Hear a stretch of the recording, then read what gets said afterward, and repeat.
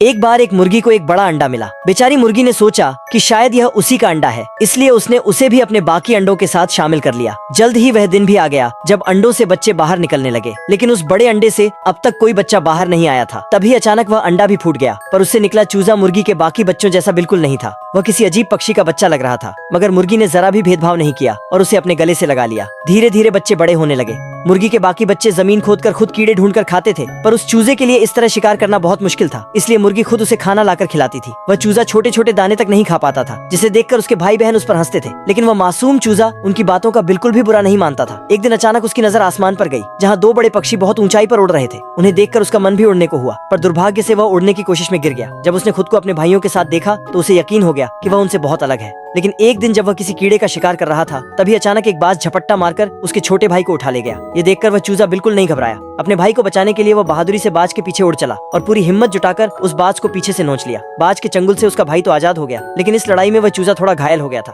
तब माँ मुर्गी ने उसे सच्चाई बताते हुए कहा कि वह कोई मुर्गा या मुर्गी नहीं है, बल्कि एक बाज है, जिसका जन्म जमीन पर रहने के लिए नहीं बल्कि आसमान पर राज करने के लिए हुआ है। ये सुनकर वह समझ गया कि अब अपने इस परिवार को छोड़कर जाने का समय आ गया है। उसने भारी मन से अपनी माँ को गले लगाया और अपनी नई जिंदगी की ओर ऊंचे आसमान में उड़ गया।